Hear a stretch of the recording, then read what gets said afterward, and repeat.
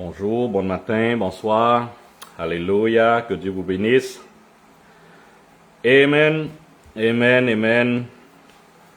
C'est un plaisir de vous revoir encore une fois de plus. Nous sommes le samedi 12 novembre 2022. Amen. Et aujourd'hui, on va continuer à lire ensemble Actes des Apôtres. Aujourd'hui, on est rendu dans le chapitre 8. Et voilà, j'ai toujours pas reçu des requêtes encore pour la prière, mais je sais que Dieu est en train de travailler et partager ce message pour que ça va toucher plus de gens. On vit au dernier moment, dernier instant. Dieu peut revenir dans n'importe quel moment. Et soyez prêts pour l'enlèvement, soyez prêts pour garder votre salut. Amen. Et voilà, avant de tout commencer, on va mettre tout ça dans la main de notre Seigneur. Amen. Abba Père, au nom de Jésus-Christ, nous te remercions pour cette pain de vie, pour cette journée. Nous te remercions pour la parole que tu nous as laissée, pour qu'on puisse apprendre et comprendre, pour qu'on puisse marcher selon ta volonté, Seigneur. Nous te remercions pour cette pain de vie qui va nous faire grandir dans la foi, dans la prospérité, dans ce monde qui n'est pas la nôtre, Seigneur. Nous te demandons de nous bénir davantage pour qu'on puisse comprendre ta parole. Reste avec nous, montre-nous le chemin, la vérité et la vie par ton Saint-Esprit, Seigneur. Nous te remercions et nous te remettrons cet enseignement entre tes mains. Et je prie au nom de Jésus. Amen, amen, amen. Que Dieu te bénisse, Arnaud Bagra. Excuse-moi, là, la prononciation, là, je suis pas très fort là-dessus, ok? Hier, on a regardé ensemble, on a vu, on parlait d'Étienne qui était lapidé à cause que c'est contre la loi de Moïse. Bon. Mais finalement, ils vivent dans une sorte d'ignorance et ils rejettent la vérité. Et aujourd'hui, on va suivre ça dans Actes des Apôtres, chapitre 8. Amen, chapitre 8. Alors, soyez prêts. On va attaquer. On y va. Donc, livre des Actes, c'est les livres qu'on doit lire absolument et ça va nous apprendre à vivre, ça va nous montrer le chemin à suivre, la marche à suivre pour devenir un bon chrétien, un bon croyant. Et ça va nous démontrer c'était quoi l'Église primitive, c'est quoi la première chose qu'on doit faire avant d'ouvrir une église. Il faut regarder le livre des Actes. Donc, le livre des Actes, des Apôtres, nous apprend beaucoup de choses. Donc, ici, on est rendu à chapitre 8, puis on va lire ensemble. Ok? Moi, je vais par chapitre et chapitre. C'est rare que je vais sauter un verset à l'autre comme ça. Non, c'est très rare. Je préfère rester dans la même histoire, dans le même paragraphe. Ok? On y va? Actes des Apôtres, chapitre 8. Et il y eut ce jour-là une grande persécution contre l'église de Jérusalem. Ok? Et tous, excepté les apôtres, se dispersèrent dans les contrées de la Judée et de la Samarie. Donc, Cette journée-là, on lapidait Étienne et les gens ont eu peur. Donc, fait que les apôtres restent toujours sur leurs pieds, ils se tiennent fermes, mais les nouveaux arrivants, les nouveaux convertis, ils sont dispersés. Ok? Des hommes pieux ensevelirent Étienne et le pleurèrent à grand bruit. Saul, de son côté, ravageait l'église, pénétrant dans les maisons et en arrachait l'homme et femme et les faisait jeter en prison. Donc Saul n'est pas encore converti, continuait à persécuter les chrétiens. Okay? Donc, hommes et femmes et tout. Ceux qui avaient été dispersés allaient de lieu en lieu annonçant la bonne nouvelle de la parole. Amen. Philippe, étant descendu dans la ville de Samarie, y prêcha le Christ. Donc, partout où les apôtres vont, il utilise cette occasion de prêcher, prêcher, prêcher et prêcher. Les foules tout entières étaient attentifs à ce que disait Philippe, lorsque apprirent et virent les miracles qu'il faisait. Donc, même chose que Jésus-Christ il a fait. Les gens connaissent Jésus-Christ à cause du miracle, à cause des prodiges. Et les apôtres aussi. Donc, dans notre vie quotidienne chrétienne, il faudrait toujours montrer ou démontrer un miracle et par la suite la parole. Donc, les miracles, les œuvres de Dieu vont aider à convertir les nouveaux croyants. Durant le temps de Jésus, Jésus connaît la parole de Dieu, connaît le Torah, et c'est pas seulement lui, mais les scribes, les pharisiens connaissent, tout le monde connaît.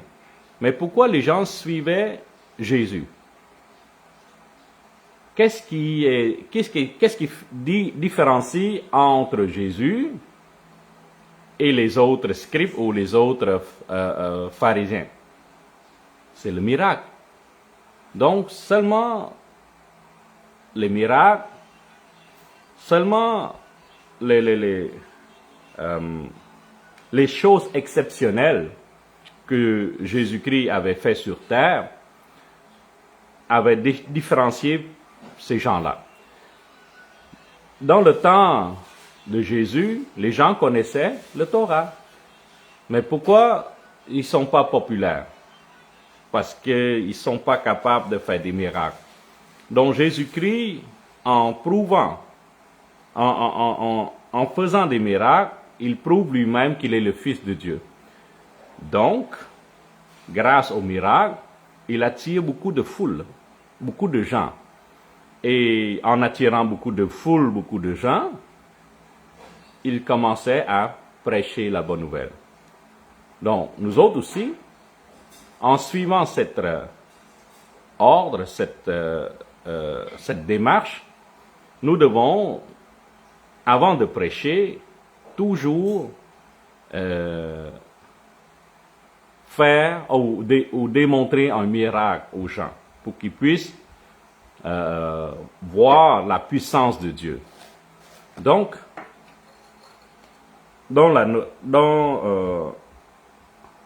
selon moi, avant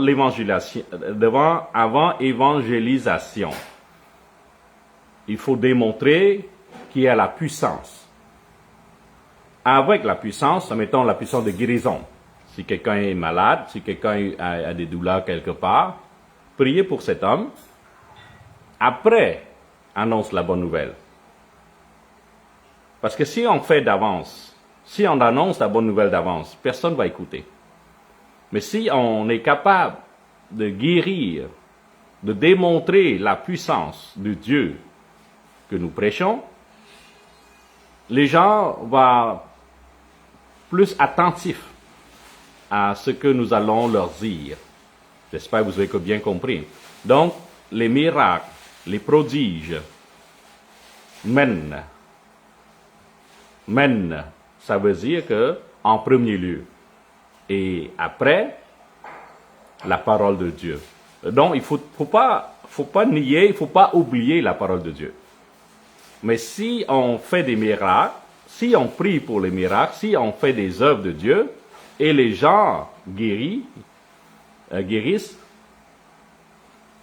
ils vont être plus attentifs à ce que nous allons leur dire. Donc, les miracles, les prodiges, vont nous aider plus facilement à parler de Dieu et va leur aider à mieux comprendre que c'est le seul Dieu qui est capable de faire ça.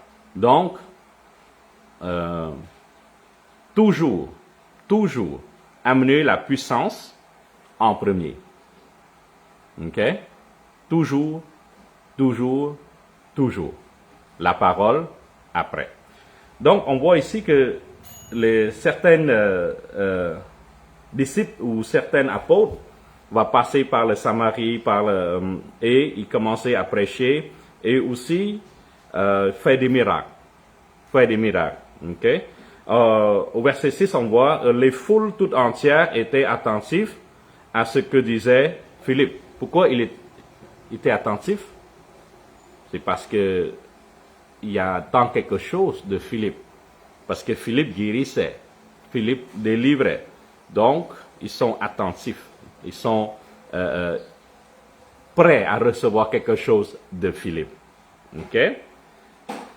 Lorsqu'elles apprirent et vivent des miracles qu'il faisait. Car les esprits impurs sortirent de plusieurs démoniaques en poussant un grand cri, et beaucoup de paralytiques et de boiteux furent guéris. Donc, Philippe, avant toute chose, avant d'annoncer la bonne nouvelle,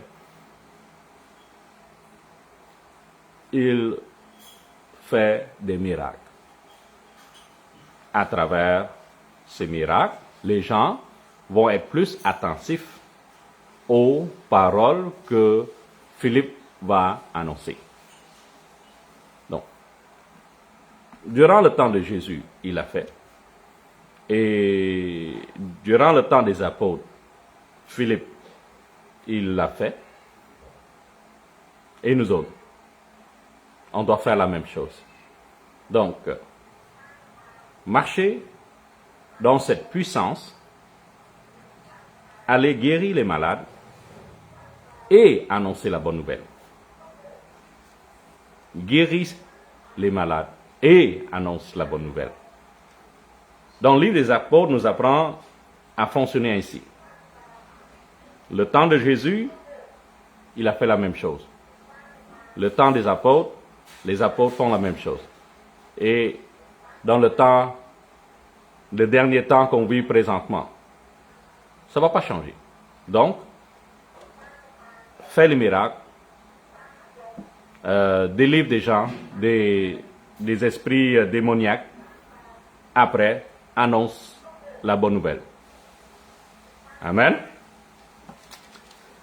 Je m'excuse encore pour la langue française et c'est un peu difficile pour moi, mais ça va venir. Ça va devenir très fluide plus tard. Okay? Maintenant, je réfléchis encore parce que ça fait 2-3 ans que je n'ai pas utilisé cette langue et ma langue n'est pas parfaite. Ok, je vous dis d'avance, préparez-vous. Si je fais des fautes de syntaxe ou de prononciation ou de conjugaison, s'il vous plaît, pardonnez-moi. Ok? Alors, je continue. 8. Et il y a eu une grande joie de cette ville. Il avait auparavant dans la ville eu un homme nommé Simon, qui se donne pour un personnage important, exerçait la magie et provoquait l'étonnement du peuple de Samarie. Donc il y a un magicien qui s'appelle Simon et qui fait des choses grandioses. Et ça, il fait étonner de la population là-bas. Tous, depuis le plus petit jusqu'au plus grand, écoutaient attentivement et disaient, celui-ci est la puissance de Dieu, celle qui s'appelle la grande. Et, ils écoutaient attentivement parce qu'il les avait longtemps étonnés par ses actes de magie. 12. Mais quand les eut cru à Philippe et leur annonçait la bonne nouvelle du royaume de Dieu et du nom de Jésus-Christ, hommes et femmes se firent baptiser. Donc, avant que ces gens-là se convertissent, pourquoi ces gens-là sont convertis? Premièrement, parce qu'ils voient des miracles. Ils voyaient des miracles. En voyant des miracles, mais ça a déclenché quelque chose dans leur tête. Donc, seul Dieu est capable de faire le miracle. Donc, Philippe a probablement une certaine connexion avec le miracle, avec Dieu. Parce que sans connexion, sans cette relation intime avec Dieu, Philippe n'aurait pas pu faire ce miracle.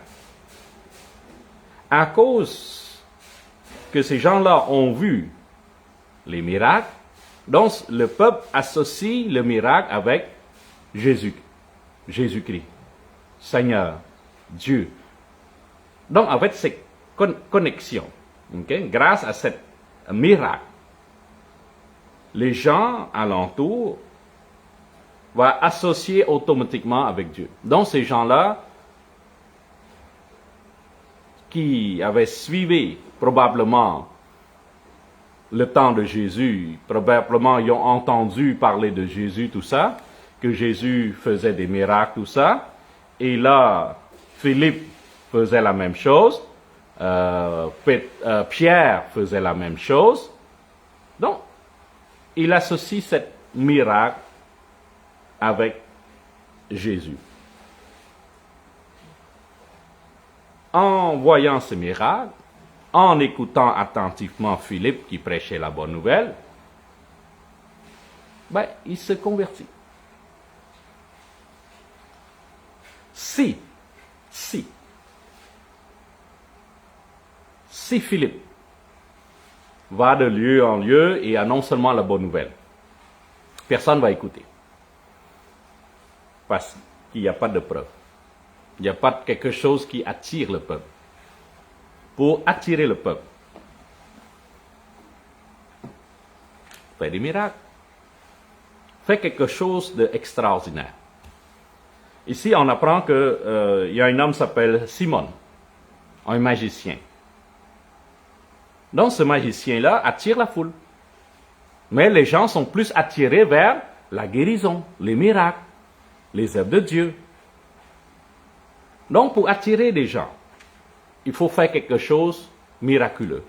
Il faut être différent. Il faut être plus de puissance.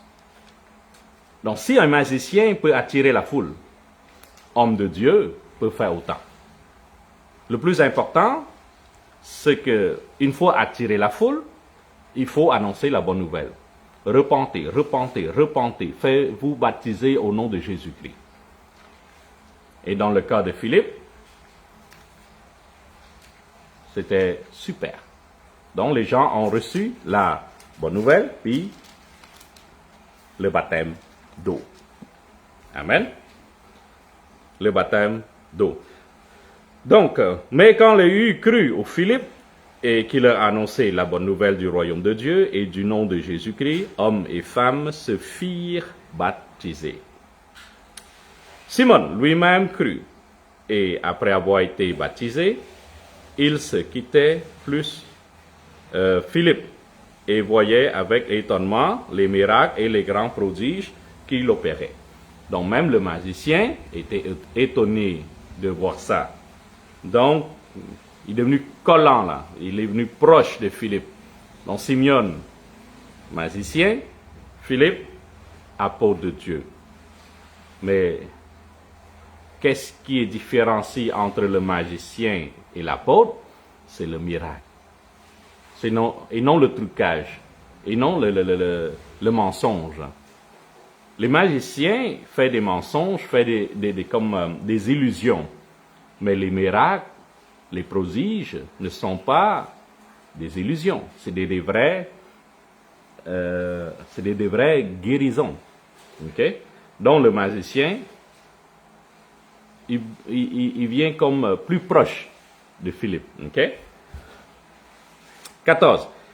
Les apôtres qui étaient à Jérusalem, ayant appris que la Samarie avait reçu la parole de Dieu, ils envoyèrent Pierre et Jean. Donc, Philippe prêchait et les gens commençaient à recevoir cette bonne nouvelle-là. Ils commençaient à baptiser, à recevoir le baptême d'eau. Donc les apôtres envoyaient du renfort en envoyant Pierre et Jean pour continuer plus de travail, plus de gens à travailler. Okay? Donc Pierre et Jean vont aider Philippe dans la Samarie. Ceux-ci, arrivés chez les Samaritains, prièrent pour eux afin qu'ils reçussent le Saint-Esprit. Pour le recevoir, le Saint-Esprit, il est très simple. Priez, demandez le Saint-Esprit à venir habiter en vous, et c'est tout. C'est quelque chose de très simple. C'est quelque chose de même facile. Recevoir le Saint-Esprit, c'est facile. Okay? Donc, priez pour que le Saint-Esprit, l'Esprit de Dieu, vienne habiter en nous. Okay? Après que le Saint-Esprit habite en nous, on peut commencer à prêcher, annoncer la bonne nouvelle, on peut commencer à travailler. Okay? Donc, il n'est pas pour rien que Jésus avait annoncé aux apôtres de ne pas quitter Jérusalem. On l'a vu, chapitre 1 et chapitre 2. Donc, Jésus, il avait bien précisé, ne partez pas. Attendez la promesse de Dieu. La promesse de Dieu, c'est de recevoir le Saint-Esprit, le feu du Saint-Esprit. Donc, avant de partir travailler, avant de partir annoncer la bonne nouvelle, avant de partir faire des disciples, attendez le feu du Saint-Esprit. Donc ici, les apôtres voyaient que la Samarie est remplie de croyants maintenant, donc il y a du renfort.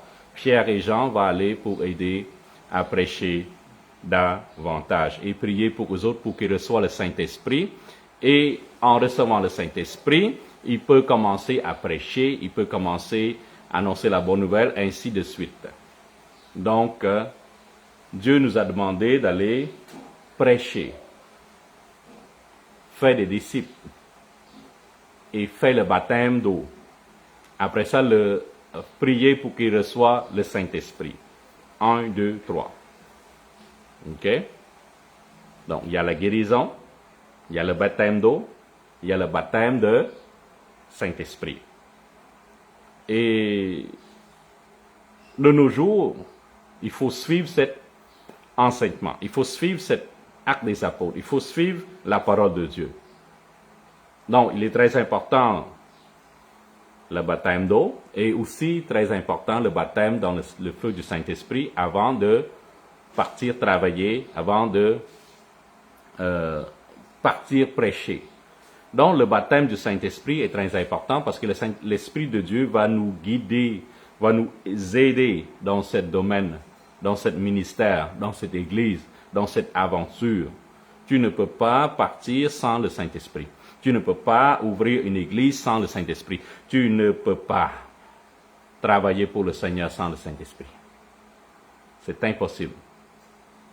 Si vous n'avez pas le Saint-Esprit qui vous guide, vous allez promener dans des erreurs. Vous allez partir, mais ça va être du n'importe quoi. Donc, on a besoin de guide, on a besoin de Saint-Esprit. Okay? C'est pour ça Pierre et Jean, ils sont allés dans la Samarie et prier pour ces gens-là pour qu'ils reçoivent le Saint-Esprit. Et le Saint-Esprit va devenir leur guide, leur Dieu. Le Saint-Esprit va leur apprendre des choses. Donc, c'est le Saint-Esprit qui va aider le peuple de la Samarie à comprendre davantage la parole de Dieu. Sans le Saint-Esprit, il est impossible de comprendre. Oui, on peut comprendre de certaines manières, de façon historique, de façon écolière, mais pour comprendre, pour marcher dans le monde spirituel, il est très important de recevoir le Saint-Esprit. OK? Je continue. Alors Pierre et Jean leur imposèrent les mains et ils reçurent le Saint-Esprit. Donc c'est très simple, c'est très facile. Comme moi, je peux prier pour les gens pour qu'ils puissent recevoir le Saint-Esprit. C'est très simple, c'est facile à faire. Il y a même des gens qui sont venus ici, dans cette maison, et j'ai imposé mes mains, puis ils reçoivent le Saint-Esprit et le don de parler en langue. C'est pas quelque chose de difficile. C'est quelque chose de très simple, c'est très facile, et ça nous permet de continuer. Il y a eu un commencement avec le Seigneur. Si vous n'avez pas le Saint-Esprit, ça va être difficile à comprendre la parole de Dieu, et ça va être encore plus difficile de travailler dans une mission de Dieu ou dans une église, dans un ministère. Ça va être compliqué. Amen? Ça va être compliqué. Alors Simon vit que le Saint-Esprit était donné par l'imposition les mains des apôtres. OK? Et leur offrir de l'argent. Qui l'offre? Simon. Il veut acheter le Saint-Esprit. Ben, on va voir qu'est-ce que ça va se passer. Donc, en disant, accordez-moi aussi ce pouvoir, afin que celui qui j'imposerai les mains reçoit le Saint-Esprit. Donc, Simon, à cause de son habitude magicien, a plus de tendance à pécher. Donc, pour lui, il vivait dans le péché, mais il ne connaît pas encore le Saint-Esprit. Donc, il veut acheter un don. Il veut acheter le Saint-Esprit. Il dit, voilà, j'ai de l'argent, alors donne-moi le Saint-Esprit. J'aimerais ça faire des choses comme vous autres. Je veux imposer mes mains sur les autres, et les autres vont recevoir le Saint-Esprit. Alors, donnez-moi. Donc, il utilise de l'argent pour un don de Dieu. OK? 20.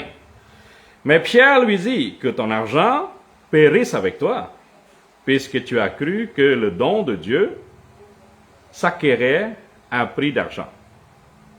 OK? Donc, tu ne peux pas acheter un don de Dieu. Il n'y a pour toi ni part ni lot dans cette affaire, car ton cœur n'est pas droit devant Dieu. OK? Donc, tu ne peux pas acheter Dieu. Tu ne peux pas acheter le don. OK? Donc, si ton cœur n'est pas pur, tu ne peux pas recevoir un don ou une bénédiction de Dieu. OK? Repens-toi. OK? Repens-toi donc de ta méchanceté et prie le Seigneur pour que la pensée de ton cœur te soit pardonnée, qu'il est possible. OK? Donc, en général, nous sommes faits de 3 choses: de corps, de l'âme et de l'esprit. Le corps, c'est l'enveloppe, c'est la chair. L'âme, c'est que vous êtes. Esprit, c'est le souffle de vie de Dieu. OK? Donc, la pensée de votre cœur, ça veut dire que la pensée de votre âme. Donc, si votre âme n'est pas propre, n'est pas pure, il est très difficile ou impossible, carrément, de recevoir quelque chose de Dieu. Donc, repentez, repentez et repentez. Le péché est comme une sorte de parapluie. J'utilise souvent cette métaphore pour cette parabole, cette image, pour que mes enfants spirituels comprennent que le péché, c'est un genre de parapluie, et la bénédiction ou le don de Dieu qui est la pluie. Si vous avez un péché quelconque, donc il y a un parapluie qui est sur vous. Donc quand la bénédiction de Dieu tombe sur notre tête, cette bénédiction-là, cette grâce-là ne va pas nous toucher à cause du parapluie. Le don, la bénédiction a été donnée par Dieu. Mais notre péché, notre parapluie, va nous éviter de toucher cette miracle, cette bénédiction, ce don. C'est pour ça que je disais à mes enfants spirituels de nettoyer, repenter. À 3 heures du matin, il faut prier. À 5 heures du matin, il faut prier. Nettoyer cette église. Nettoyer cette église, cette temple de Dieu, cette tabernacle. Nettoyer, nettoyer. Repenter pour que Dieu puisse nous bénir. Donc, à chaque matin, sortez de la maison, marchez, faites un petit marche et priez. Je te remercie pour cette journée. Je suis une personne bénie par toi, Seigneur. Je ne manque de rien, Seigneur, grâce à ta bonne volonté, Seigneur. Je suis une personne bénie. Je refuse d'être malade aujourd'hui. Je suis plein de force aujourd'hui. Parlez des choses positives. Priez des choses positives. Remercie Seigneur pour cette journée. Amen. Donc si votre pensée, votre cœur est impur, n'attendez pas à recevoir quelque chose de Dieu. Oui, il a versé, oui, il nous a bénis, mais ton parapluie va faire une barrière entre la bénédiction et toi. Donc, enlevez cette parapluie. Comment faire pour enlever cette parapluie? Repentez. Donc, si vous faites une prière de repentance, la bénédiction va être capable de nous toucher. Toute bénédiction. Donc, repentez. Le mot repentez, c'est fort, là. C'est pas seulement je repens tous mes péchés. Non.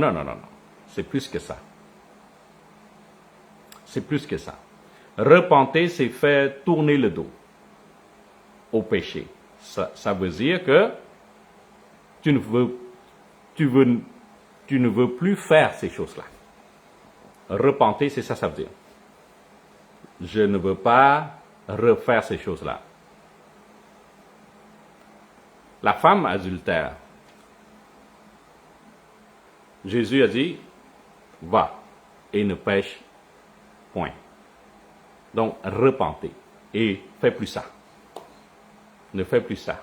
OK? Donc, 22. Repens-toi donc de ta méchanceté et prie le Seigneur pour que la pensée de ton cœur te soit pardonnée. S'il est possible. OK? Oui, c'est possible. Car je vois que tu es dans le fiel amer, et dans les liens de l'iniquité. Dont le magicien, Simon, magicien, il n'est pas encore sorti du bois. Il n'est pas encore, c'est une expression québécois-français, québécois-canadien, ok? Donc, il n'est pas sorti du bois, ça veut dire qu'il n'est pas encore sorti de son problème. Il est encore dans l'iniquité. Il est encore sous son parapluie. Donc, repentez encore. OK? Simon répondit, priez vous-même, OK? Le Seigneur pour moi, afin qu'il ne m'arrive rien de ce que vous avez dit. Donc Simon, un nouveau croyant, ne connaît pas la prière, demandant à Pierre, à Jean de prier pour lui, parce qu'il est dans l'erreur, donc corrige-moi, priez pour moi, aidez-moi, je veux comprendre, je veux faire la même chose, je veux faire la même chose, vous êtes capable de prier pour les gens pour recevoir le Saint-Esprit, donc moi aussi, je veux être capable de devenir un guérisseur, je veux mettre mes mains sur les autres, ils vont recevoir le Saint-Esprit. Donc, priez pour moi. C'est ça que Simon le magicien avait demandé à Pierre et Jean. Après avoir rendu témoignage de la parole du Seigneur et après avoir prêché, Pierre et Jean retournaient à Jérusalem en annonçant la bonne nouvelle dans plusieurs villages de Samaritains.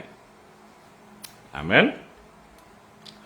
Un ange du Seigneur s'adressant à Philippe lui dit, OK? Donc, n'oublie pas que Philippe est en train de prêcher. Et il y avait beaucoup de monde, il y a eu beaucoup de baptêmes. Donc, tout à coup, un ange du Seigneur adressant à Philippe et lui dit, lève-toi et va du côté du midi. Ah, OK. Sur le chemin qui descend de Jérusalem à Gaza. OK. Celui qui est désert. Donc, si on peut comprendre que, mais pourquoi Dieu a demandé? Parce que Philippe, là, ici, c'est plus avantageux de rester ici avec beaucoup de gens qui écoutent la parole de Dieu, des gens qui sont ouverts de cœur. Il y a eu beaucoup de baptêmes, mais pourquoi Dieu avait choisi Philippe pour aller à Gaza? Pas à Gaza, mais dans la route pour aller au Gaza. OK? 27. Il se leva et partit. Donc, Philippe pose pas de questions. Dieu a demandé de partir. Philippe, il part. OK? Et voici un Éthiopien, un eunuque, ministre de Candace, reine d'Éthiopie, et surintendant de tous les trésors, venu à Jérusalem pour adorer. OK? Donc, il y a un homme important de l'Éthiopie. OK? Donc, oui, il passait par là. OK? Et Philippe doit aller rencontrer cette personne qui est très importante. Amen. Sans retourner, assis sur son char, et il lisait le prophète Ésaïe. OK? Donc, quand Dieu parle, quand Dieu demande, écoutez, et écoutez, et écoutez. Quand Dieu dit « va », tu ne poses pas de questions, tu t'en vas. OK? Donc, à chaque fois que Dieu parle, écoute avec attention et fais-le, remplis-le à 100%, ta mission. OK? Peu importe, mission. Peu importe de quelle mission. OK? Dans l'esprit de Philippe, OK? L'esprit dit à Philippe, avance, approche-toi de ce char. Donc, le Saint-Esprit, l'Esprit de Dieu parle à Philippe, mais approche-toi là. Approche-toi. 30. Philippe accourut et entendit l'Éthiopien qui lisait le prophète Ésaïe. Okay? Dans ce temps-là, il y avait seulement le livre de loi. Okay? Donc, il n'y a pas encore le Nouveau Testament. C'était encore en rouleau. Okay? Dans le Torah, c'est encore sous forme de rouleau. Dans le rouleau de Ésaïe, le rouleau de Jérémie, vous comprenez. Donc, ils n'ont pas encore la Bible. Le mot Bible n'est pas dans la Bible. OK?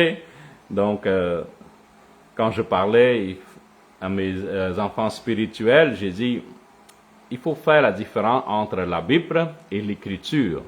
L'Écriture, c'est la parole de Dieu vivant, ne change pas, mais la Bible change. Donc, il faut faire attention quelle Bible que vous lisez. OK? Il faut faire attention. Donc, ici, l'Éthiopien lisait le prophète Ésaïe, le rouleau d'Ésaïe. OK? Il lui dit, comprends-tu ce que tu lis? Donc, Philippe demande à l'Éthiopien. OK? Il répondit, comment le pourrais-je si quelqu'un ne me guide? Et il invita à Philippe à monter et à s'asseoir avec lui. OK? Donc, Philippe pose une question. L'Éthiopien dit, je vais pas, je ne comprends pas parce qu'il n'y a personne qui m'explique là. Alors, monte avec moi, puis on va discuter de ça. OK? 32. Le passage d'écriture qu'il lisait était celui-ci. Il a été mené comme une brebis à la boucherie. OK? Et comme un agneau muet devant celui qui le tond. Il n'a point ouvert la bouche. Dans son humiliation, son jugement a été levé. Et sa prospérité qu'il la dépeindra, car sa vie a été retranchée de la terre. OK. Donc, nous autres, en 2022, on comprend parfaitement que le prophète Ésaïe parlait de Jésus-Christ, le prophète Jésus-Christ, le Yeshua HaMashiach, le Sauveur. OK. 34. L'eunuque dit à Philippe, je te prie, de qui le prophète parle-t-il ainsi? Est-ce que de lui-même ou de quelqu'un d'autre? Donc, la question qu'on peut se poser ici, pourquoi l'eunuque ne comprend pas la parole? Il est très simple de répondre en 2022, c'est parce qu'il n'a pas encore reçu le Saint-Esprit. Donc, pour les gens, en 2022, pour comprendre la Bible, ou mieux, pour comprendre la parole de Dieu, il faut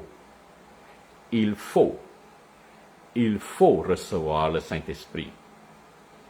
Sans le feu du Saint-Esprit, tu ne vas pas comprendre la parole de Dieu. Donc, l'Éthiopien, il lisait, oui, mais ne comprend pas. Il n'y a pas une découverte, il n'y a pas une révélation. Mais Philippe, lui, oui. Pourquoi Philippe? Parce que Philippe, il a reçu le Saint-Esprit. Il marchait dans la puissance. Donc, il est capable de traduire l'écriture, il est capable de explorer, démontrer, dévoiler le secret caché dans le Torah. Donc, si vous voulez comprendre la parole de Dieu, il faut recevoir l'Esprit de Dieu. Si vous voulez comprendre le secret de la parole de Dieu, il faut avoir quelqu'un qui connaît ce secret-là, qui est le Saint-Esprit. Donc, le Saint-Esprit va nous mener dans toute la vérité. Le Saint-Esprit va nous guider dans tout le chemin. Donc, ici, Philippe, il est avec Dieu, il a le Saint-Esprit, donc il va être capable d'expliquer à l'Éthiopien. OK? Alors, Philippe, ouvrant la bouche et commençant par ce passage, lui annonça la bonne nouvelle de Jésus. Alléluia. 36. Comme ils continuaient leur chemin, ils rencontrèrent de l'eau. OK? Et l'eunuque dit, voici de l'eau. Qu'est-ce qui m'empêche que je sois baptisé? Donc, on voit ici que Philippe annonce la bonne nouvelle à l'Éthiopien, qu'il a lu un passage d'Ésaïe qui parlait de Jésus-Christ venu sur la terre sous forme humaine, sous forme de chair et sang et flèche et chair, et mourut sur la croix. Toute personne croit en ce mission, en ce miracle, aura la vie éternelle. Toutes personnes qui auront baptisé au nom de Jésus auront la vie sauve et auront la vie éternelle. Donc l'Éthiopien, dans le char avec Philippe, parlait et voyait un genre de... Il voyait de l'eau. Il voyait de l'eau. Puis là, l'Éthiopien dit à Philippe, voici l'eau. Qu'est-ce qui m'empêche? Qui va m'empêcher à faire cette baptême? Personne. Personne ne va vous empêcher. Allez-y. OK? Alors, comme ils continuèrent leur chemin, ils rencontraient de l'eau. Et l'eunuque dit, voici de l'eau. Qu'est-ce qui m'empêche que ce soit baptisé? OK? Donc, baptisé. OK? Le mot baptisé, c'est le mot en grec baptizo. Baptizo, ça veut dire submersion totale. Il y a beaucoup de dénominations qui font des baptêmes d'eau différents. Donc, ce n'est pas biblique, ça. Il faut absolument une submersion.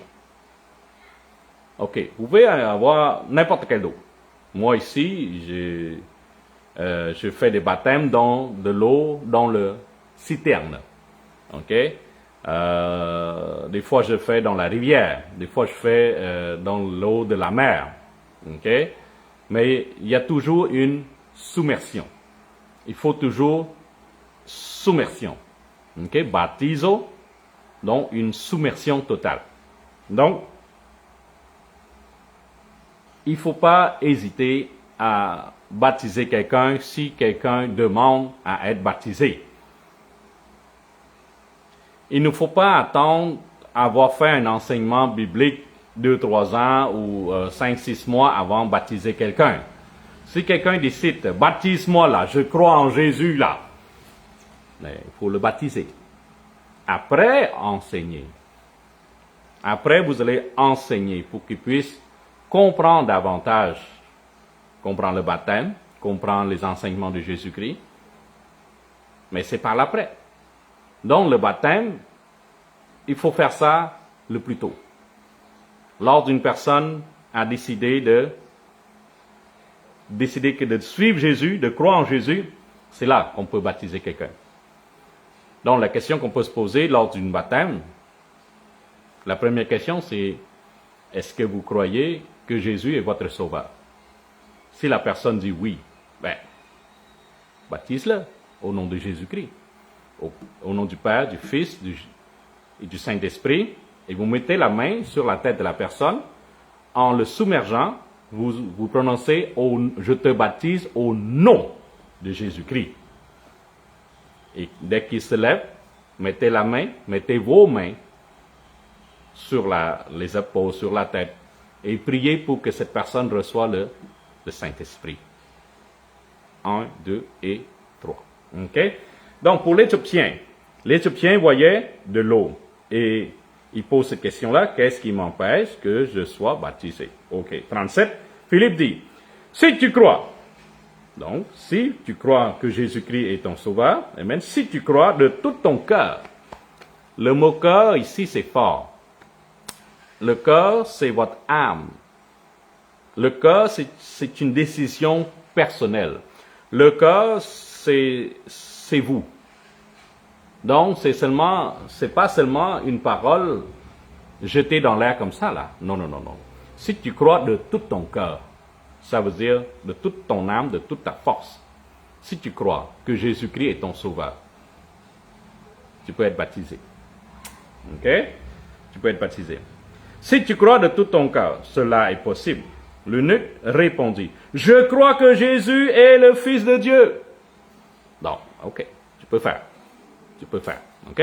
Je vais faire pour toi. OK. 38. Il fit arrêter le char. OK? Philippe et l'eunuque descendirent tous deux dans l'eau. Et Philippe baptisa l'eunuque.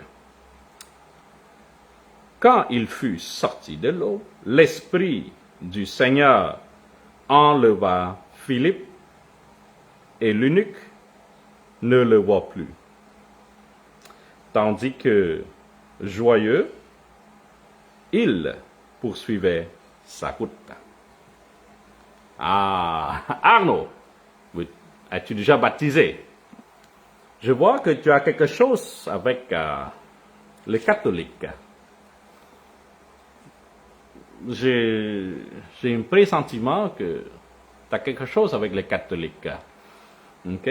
Quand je vois ton nom, quand je lis ton écriture, je vois que tu as quelque chose avec les catholiques.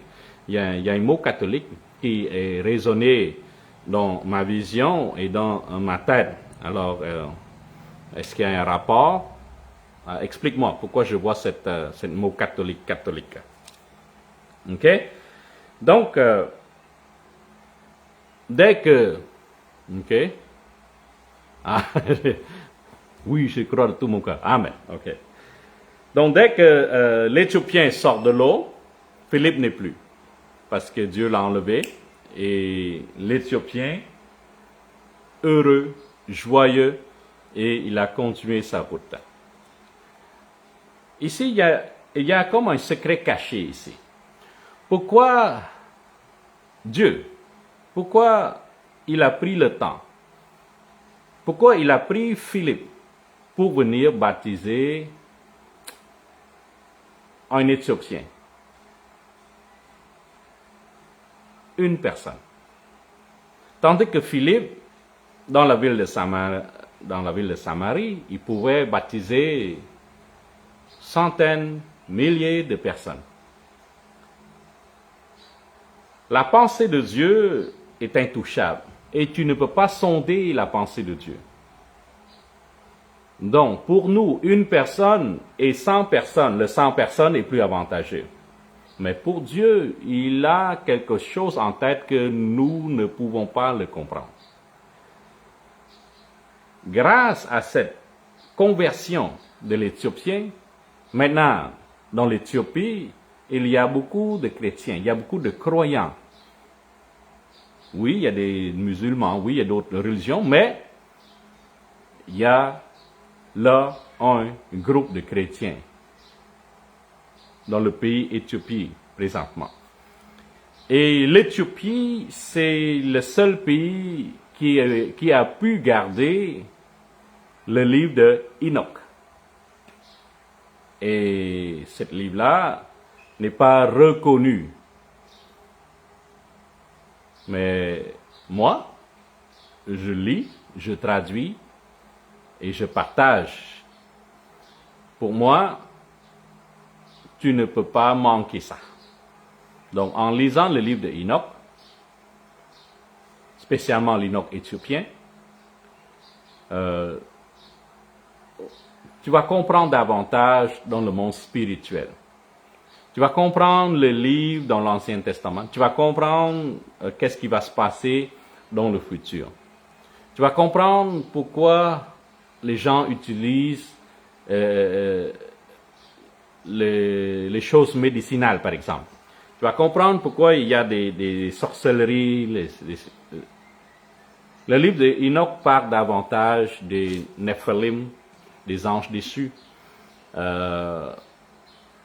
Donc, je vous encourage de jeter un coup d'œil et de lire et relire, de lire et relire. Vous allez comprendre davantage la Bible. OK? Donc, je continue ici. Donc, quand il fut sorti de l'eau, l'Esprit du Seigneur enleva Philippe et l'eunuque ne le vit plus, tandis que, joyeux bien sûr, il poursuivait sa route. Philippe se retrouva dans Azote, d'où il alla jusqu'à Césarée en évangélisant toutes les villes par lesquelles il passait. Okay? Dans Actes des Apôtres, chapitre 8, est terminé aujourd'hui. Qu'est-ce que nous avons appris? Okay. Donc, la mort d'Étienne a provoqué un genre de... j'ai été baptisé depuis 2000, quand j'ai été élevé au collège dans une église évangélique. Alléluia. Donc, c'est pas nouveau, qu'est-ce que j'enseigne. Mais petit à petit, tu vas voir que mon enseignement va toucher plus dans le Saint-Esprit et dans le monde spirituel.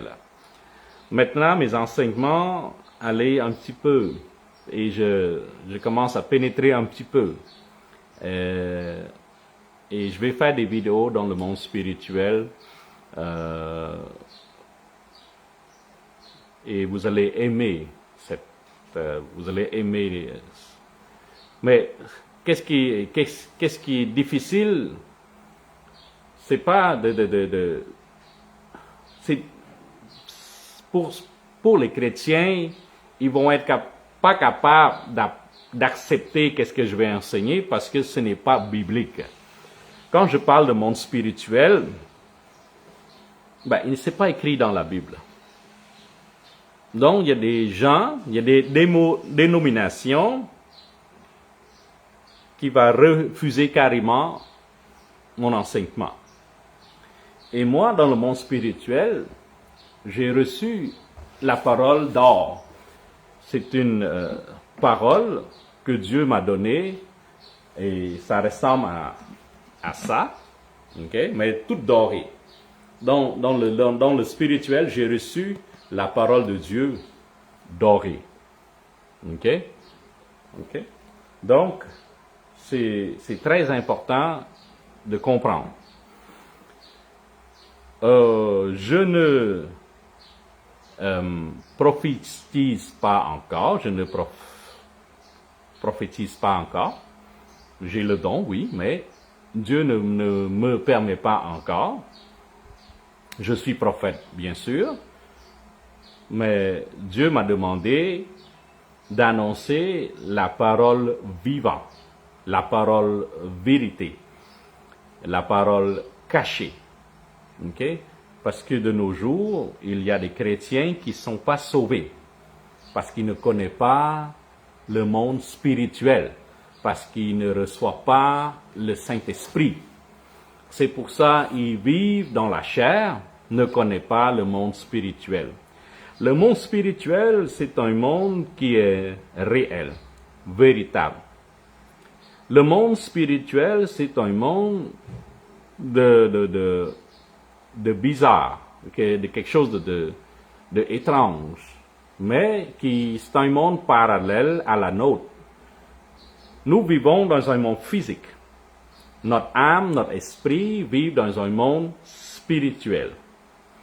Qu'est-ce qui va se passer dans le monde spirituel va refléter sur notre vie personnelle. Si ton âme est attachée dans le monde spirituel, ta vie naturelle est aussi attachée. Le monde spirituel, tout enfant de Dieu doit connaître et comprendre pour éviter des obstacles, pour éviter tout étranglement, pour éviter tout problème.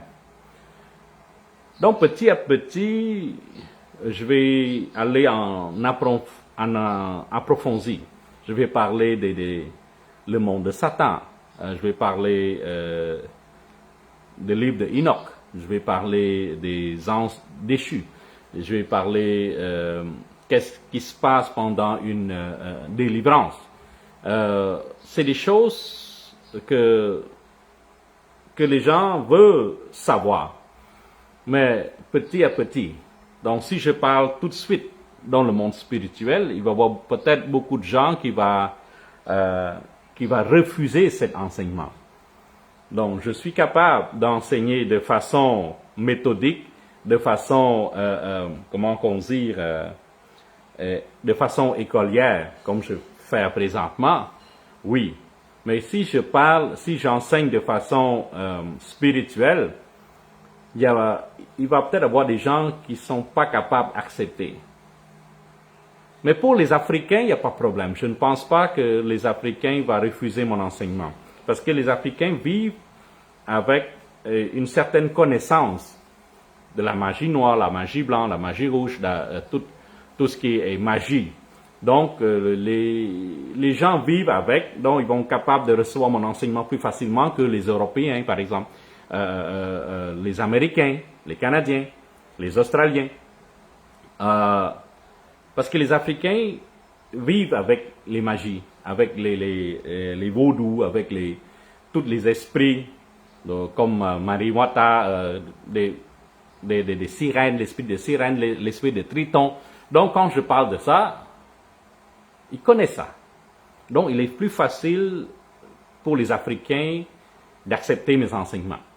Oui, j'ai des enfants spirituels en Afrique, oui, mais ces enseignements ici que je fais, vous allez doucement et lentement. OK? Donc, le temps va venir et je vais m'approfondir dans certains sujets là-dessus. Si vous avez des questions, si vous avez un genre de sujet, vous voulez que j'en parle, ben, envoyez-moi des sujets. Écris-moi. Puis je vais essayer de trouver le temps pour partager. OK? Donc, mon but, c'est sûr, annoncer la bonne nouvelle. C'est sûr, convertir les gens.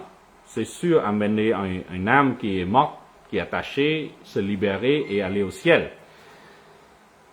Mais aussi, le premier but, c'est de libérer des chrétiens qui, disant croient en Jésus, mais ne pratiquent pas, il n'y a pas d'œuvre. Donc, la foi sans les œuvres, c'est la mort.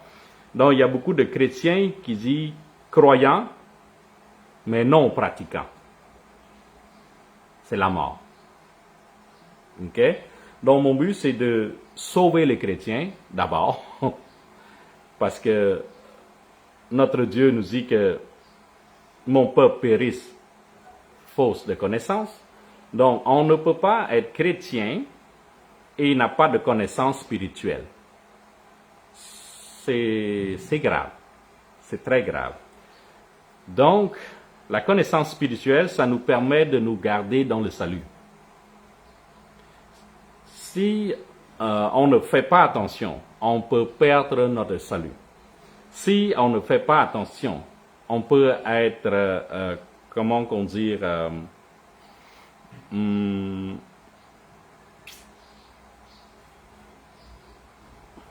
on peut être entraîné dans le monde, dans le magie noire par exemple. Si on ne fait pas attention, les magiciens, les vaudous ou les gens qui le pratiquent, des magies blancs ou des magies noires, va nous jeter des sorts ou va nous attirer dans le monde qui n'est pas la nôtre. Je m'explique. Admettons, en tant que chrétien, vous allez manger dans une maison de votre ami en Algérie, mettons. Et la maison de votre ami, il est magicien. Donc, vous allez là-bas, vous allez manger, et en revenant, vous avez eu mal au ventre, mettons. Donc, trouvez l'erreur. Pourquoi en mangeant chez votre ami magicien, quand vous revenez, vous avez mal au ventre? Il y a des choses que peut-être vous avez oublié de le faire. De nettoyer la nourriture, de prier pour que Dieu bénisse cette nourriture pour qu'il soit pur. Parce qu'en oubliant de prier, les choses que vous avez mangées, c'est peut-être pas du poisson, c'est peut-être pas du poulet. C'est probablement la chair humaine. C'est probablement la chair humaine. OK? Donc, c'est des choses comme ça que je vais parler. C'est des choses comme ça que je vais vous dévoiler. Oui, je suis un Asiatique. Oui. Mais je connais, grâce au Saint-Esprit, il m'a beaucoup appris dans le monde spirituel, surtout les choses de l'Afrique et de la magie, dans tout ça. Oui, non, je ne suis pas un magicien ou non. Mais le Saint-Esprit m'a enseigné. OK? Donc, il y a des choses qu'un chrétien doit savoir absolument. OK? Sinon, il va tomber dans les pièges des magiciens. OK? Dans ce cas-ci, il y a l'Acte des Apôtres, chapitre 8, on parlait de Simon, le magicien, veut acheter un don de Dieu. Donc Pierre il a dit, mais tu ne peux pas faire ça. Ton cœur n'est pas pur. Ok? Donc, être un bon chrétien, il faut être alerte. Alerte. Ça veut dire toujours sur nos gardes. Quand vous allez acheter des choses, priez. Avant de manger, priez. Avant de boire, priez. Toujours habitué de nettoyer le corps ici en prier continuellement. Refusez les mauvaises choses. Refusez les malédictions.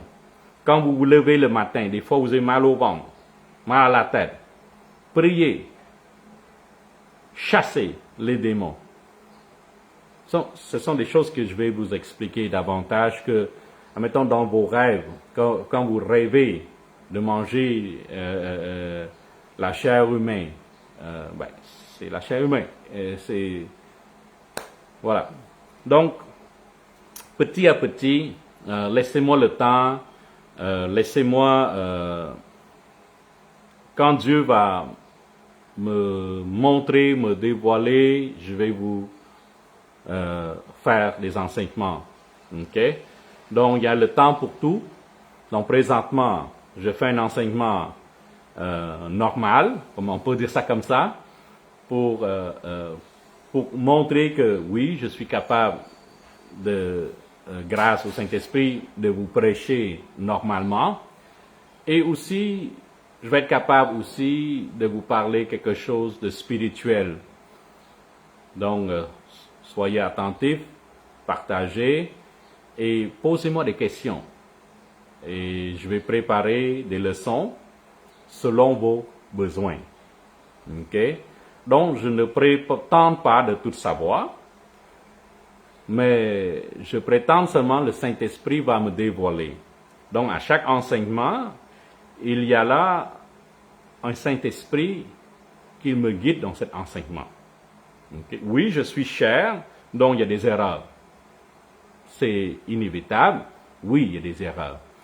Mais il faut toujours penser qu'il y a le Saint-Esprit qui est mon professeur, qui est mon guide, qui est mon Dieu, qui va m'aider dans cette démarche. Donc, je ne prétends pas de connaître tout, mais je sais que le Saint-Esprit connaît tout. Et quand j'ai le Saint-Esprit, j'ai tout. Okay? Donc, toute la gloire va à lui seul. C'est notre Seigneur Jésus-Christ. Amen. Donc, que Dieu vous bénisse abondamment. Holy Spirit generation, may God bless you abundantly in Jesus' name. Que Dieu vous bénisse abondamment au nom de Jésus-Christ. Amen, amen, amen. Amen. Je parle un petit peu l'anglais. Je me débrouille avec. Et français, c'est ma deuxième langue qui est... voilà. À la prochaine. Bye bye.